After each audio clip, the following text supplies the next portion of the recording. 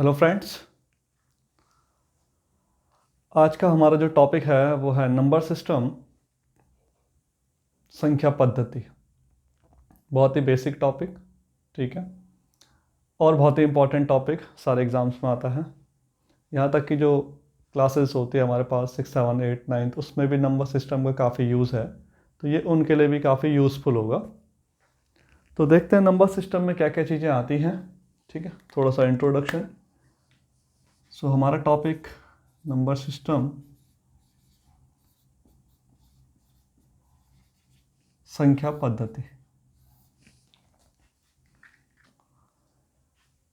तो जो भी संख्याएं बनती हैं, जो भी नंबर्स बनते हैं, वो केवल और केवल जो हमारे पास ये 10 डिजिट हैं, 0, 1, 2, 3, 4, 5, 6, 7, 8 एंड 9, इन 10 डिजिट से ही हमारी सारी की सारी संख्याएं बनती हैं, ठीक है। तो अगर कोई नंबर बन रहा है, फॉर एग्जांपल 2, 3, 2, 5, 6, एक नंबर हमारे पास ये फॉर्म हुआ, तो कंप्लीट नंबर है ये, ठीक है। अगर मैं बात करूँ कितने नंबर्स हैं, तो नंबर एक ही है। लेकिन अगर बात की जाए कि इस नंबर में डिजिट कितने हैं, तो डिजिट आएंगे 1, 2, 3, 4 एंड 5। सो ये डिफरेंस होता है नंबर और डिजिट्स के बीच में, ठीक है। अगर हमने एक नंबर लिखा हुआ 2 फॉर एग्जांपल, तो ये नंबर्स कितने हैं, नंबर एक है, इसमें डिजिट कितनी है, केवल एक ही है, वो है 2, ठीक। सो इस तरह से डिजिट से हमारे पास क्या बनता है, नंबर्स फॉर्म होते हैं। किसी भी नंबर में किसी एक डिजिट की दो वैल्यूज़ होती हैं। जैसे कि फॉर एग्जांपल ये नंबर जो मैंने लिखा हुआ है यहाँ पे 5 की अगर मैं बात करूँ, तो जो 5 डिजिट है इसमें उसकी दो वैल्यूज़ होंगी। एक वैल्यू होती है हमारी प्लेस वैल्यू, जिसको हम कहते हैं स्थानीय मान, और दूसरी वैल्यू होती है आपकी फेस वैल्यू, जिसको हम कहते हैं जातीय मान, ठीक है। तो प्लेस वैल्यू का मतलब समझते हैं। प्लेस वैल्यू का मतलब है कि वो डिजिट कौन से प्लेस पे है अभी। अगर हम काउंटिंग करें या नंबर्स इन वर्ड्स पढ़ना चाहें, तो यहाँ से हम नंबरिंग करते हैं 1, 10, 100, 1000, 10,000, दैट मीन्स 23,256 है। सो ये जो 5 है, हमें चेक करना है कौन से प्लेस पे है, तो 1 एंड 10, 10th प्लेस पे है, तो जो 5 की प्लेस वैल्यू होगी वो हो जाएगी आपकी 50, ठीक है। अगर फेस वैल्यू की बात करें हम, अगर हम जातीय मान की बात करें तो फेस वैल्यू का मतलब है कि वो नंबर, वो जो लिखा हुआ है वो डिजिट एक्चुअल में है क्या। सो 5 है क्या, 5 ही है, सो उसकी फेस वैल्यू क्या होगी, 5। मीन्स किसी भी डिजिट की, किसी भी नंबर में जो फेस वैल्यू होगी वो वही डिजिट होगी, और जो प्लेस वैल्यू होगी वो वैल्यू होगी जो जिस प्लेस पे वो डिजिट रखी गई होगी। फॉर एग्जाम्पल 2 की बात करूं मैं, तो प्लेस वैल्यू 2 की कितनी होगी, 200, ठीक है ना। और फेस वैल्यू कितनी होगी 2 की, 2 हो जाएगी, ठीक है। सेम एज अगर इस 2 की बात की जाए, तो इस 2 की प्लेस वैल्यू कितनी हो जाएगी, 20,000, ठीक है ना। और अगर हम बात करें फेस वैल्यू की, तो इस 2 की फेस वैल्यू कितनी होगी, 2। तो सिंपली किसी भी नंबर में प्लेस वैल्यू और फेस वैल्यू, इस तरह से आप किसी भी नंबर में किसी भी डिजिट की face value and place value आप इस तरह से फाइंड आउट कर सकते हैं। ये तो बेसिक चीज़ें हैं, ठीक है। अब हम थोड़ा सा आगे बढ़ते हैं, इसमें देखते हैं कि नंबर का क्लासिफिकेशन किस तरह से होता है, हम कैसे नंबर्स को बांटते हैं। तो देखते हैं।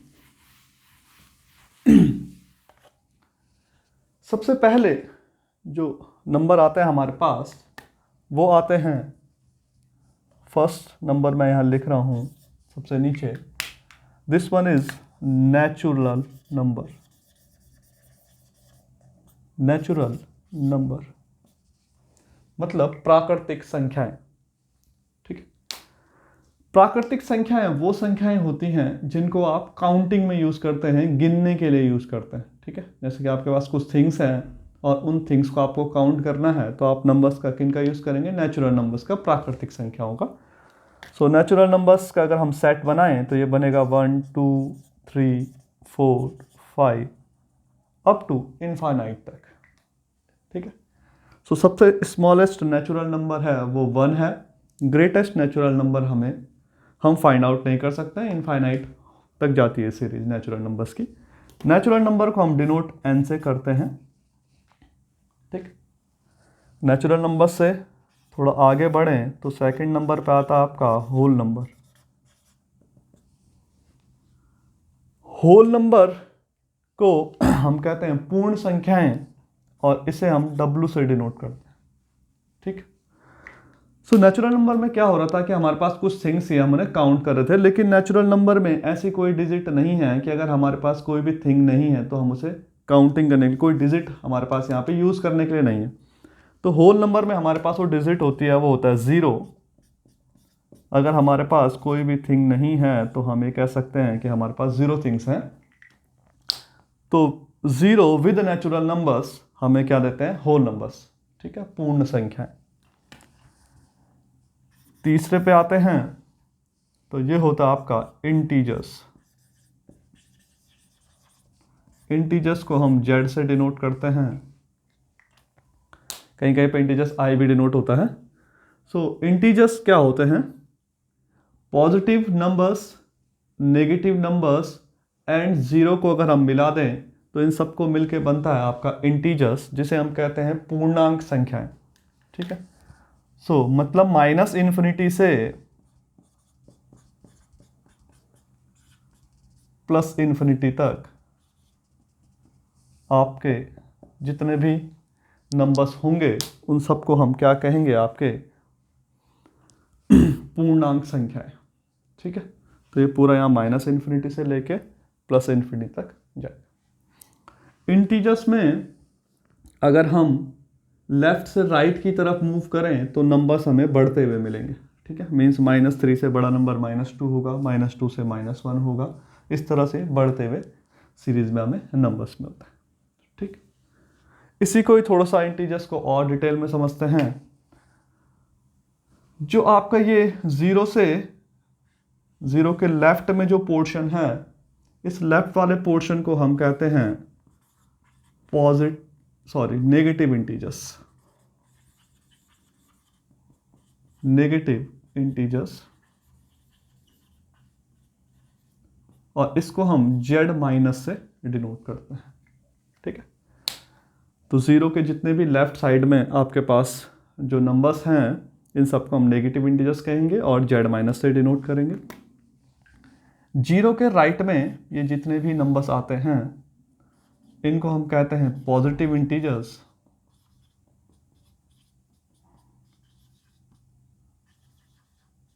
और इनको हम Z प्लस से डिनोट करते हैं। ठीक, पॉजिटिव इंटीजर्स विद 0 जो हमारे पास वैल्यू आती है, जो ये नंबर्स आएंगे, इनको हम कहेंगे non negative integers. Non negative integers. ठीक है, इनके लिए नोटेशन है नहीं अभी कुछ। सो नॉन नेगेटिव इंटीजर्स आ जाएंगे। अब थोड़ा सा देखिए आप, अगर मैं बात कर रहा हूँ नॉन नेगेटिव इंटीजर्स की, इसका मतलब मैं बात कर रहा हूँ होल नंबर्स की। ठीक है ना, 0 से लेके इनफाइनाइट तक, पॉजिटिव इनफाइनाइट तक क्या होते हैं, सारे के सारे होल नंबर्स। अगर हम बात कर रहे हैं केवल पॉजिटिव इंटीजर्स की, इसका मतलब हम किसके बात कर रहे हैं, नेचुरल नंबर्स की। ठीक है, तो यहां तक बात क्लियर होगी कि इंटीजर्स को हमने देखो 3 पार्ट में डिवाइड किया है। ये नेगेटिव इंटीजर्स हो गए हैं, ये पॉजिटिव इंटीजर्स हो गए हैं 1 से इनफाइनाइट तक, और आपके पॉजिटिव इंटीजर्स विद 0 मिला के नॉन नेगेटिव इंटीजर्स बनाते हैं और इनको हम होल नंबर कहते हैं। ये आपके नेचुरल नंबर्स हो गए। एक चीज़ आपको समझनी है, 0 ना तो पॉजिटिव है ना ही नेगेटिव है। ठीक है, तो आप इसको नोट डाउन कर सकते हैं। इसके आगे हम बढ़ते हैं, मैं इसे थोड़ा सा यहाँ पे रफ कर दे रहा हूँ क्योंकि इंटीजर्स आप यहाँ तक समझ ही गए हैं। अब इससे आगे थोड़ा सा आगे बढ़ते हैं और इंटीजर्स के साथ में ही हम यहाँ बात करेंगे डेसिमल्स की। डेसिमल्स का मतलब है दशमलव संख्याओं की। ठीक है, डेसिमल्स आपके दो तरह से होते हैं।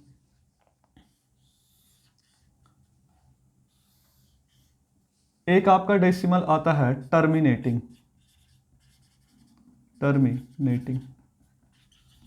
टर्मिनेटिंग का मतलब होता है शांत दशमलव।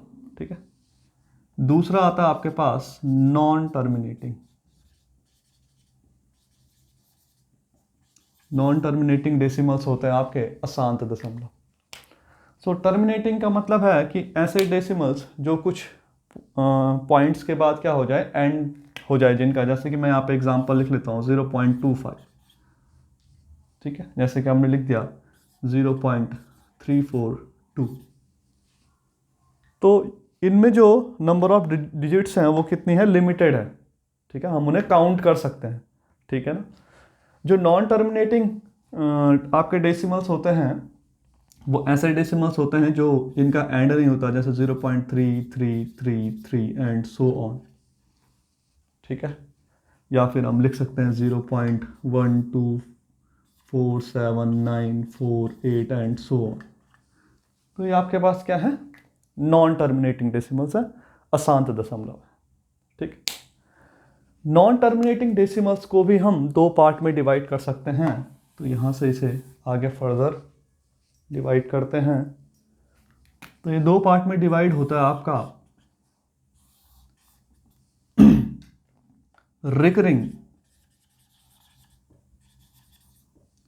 रिकरिंग को हम रिपीटिंग भी कह सकते हैं। ठीक है, और नॉन रिपीटिंग।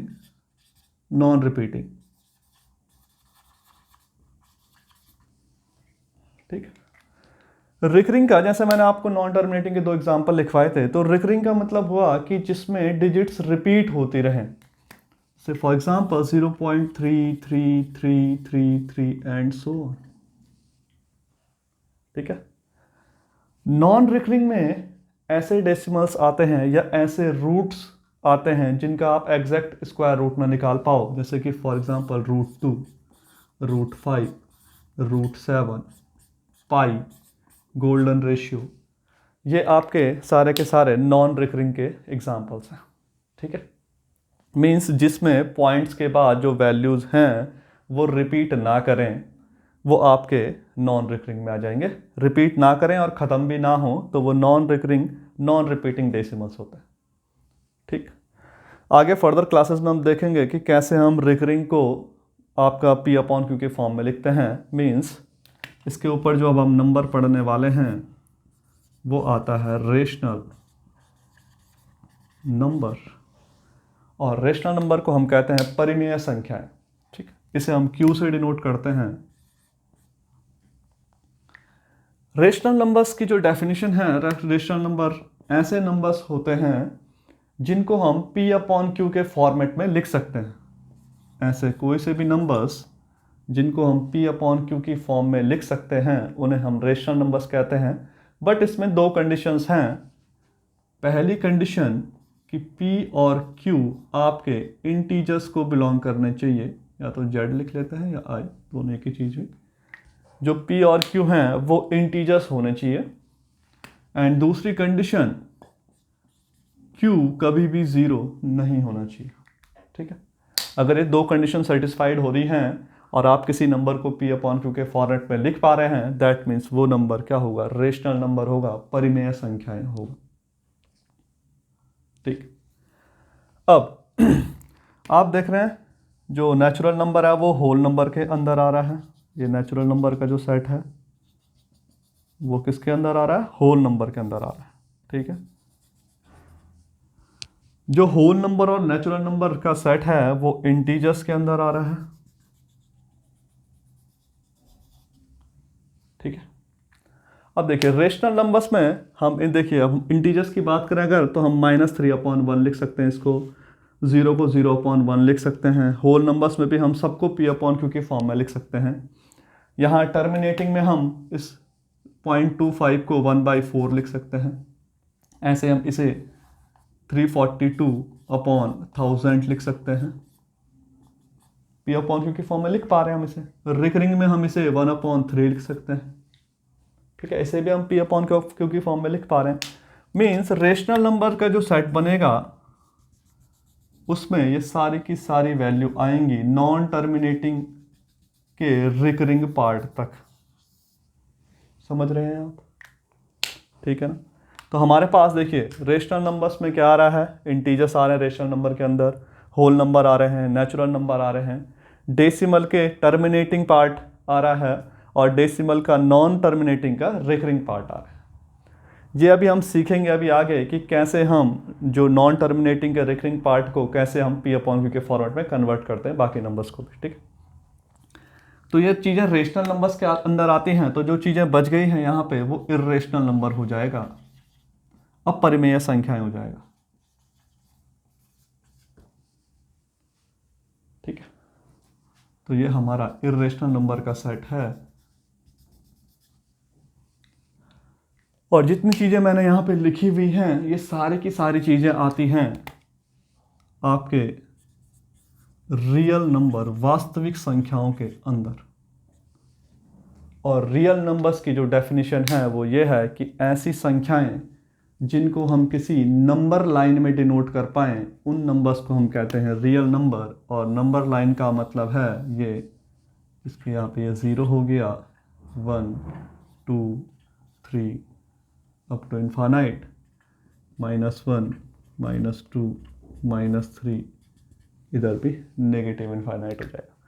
तो हम इन सारे के सारे नंबर्स को इस नंबर लाइन में डिनोट कर सकते हैं, इसलिए सारे के सारे नंबर्स क्या हैं, रियल नंबर्स हैं। ठीक है, जितनी भी मैंने चीज़ें यहाँ पे लिखी हुई। रियल नंबर्स के वास्तविक संख्याओं के अलावा इमेजिनरी नंबर्स होते हैं।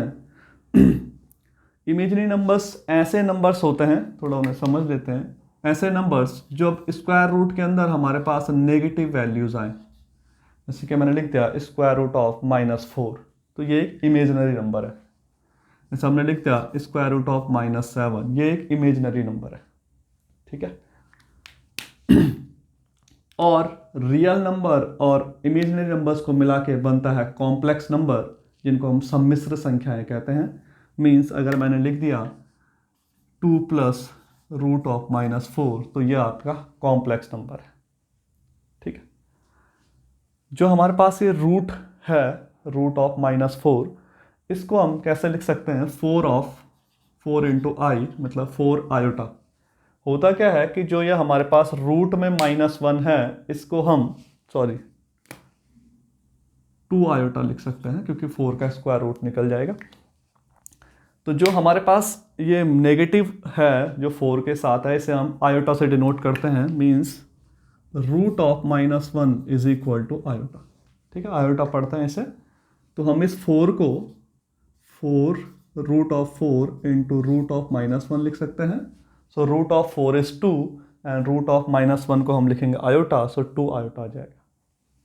जैसे कि मुझे ये यहाँ पे अब थोड़ा सा कॉम्प्लेक्स हो रहा है, जैसे कि √7 है मेरे पास, रूट ऑफ -7 है, तो हम इसे लिख सकते हैं रूट ऑफ 7 आयोटा।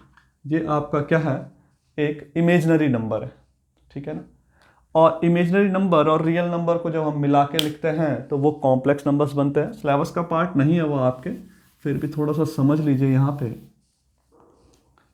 कि जैसे कि हमने लिख दिया, मैंने आपको कहा रूट ऑफ -7 आपका क्या है, एक इमेजनरी नंबर है, तो मैं इसे रूट ऑफ 7 आयोटा लिख सकता हूँ। और कॉम्प्लेक्स नंबर सम्मिश्र संख्याएं बनानी है तो हम ऐसे लिख सकते हैं 6 + रूट ऑफ 7i। मतलब जो भी संख्याएं a + ib की फॉर्म में होंगी वो सारी की सारी संख्याएं हमारी होती हैं सम्मिश्र संख्याएं या कॉम्प्लेक्स नंबर। ठीक है, तो ये नंबर सिस्टम में नंबर्स का क्लासिफिकेशन था। इससे आगे हम क्लासिफिकेशंस पढ़ेंगे नेक्स्ट वीडियो में, जिसमें हम नेचुरल नंबर्स से आगे देखेंगे कि कैसे हम नेचुरल नंबर्स को ब्रेक करते हैं फर्दर नंबर्स में। तो इसे आप नोट डाउन कर लीजिए। Thank you so much.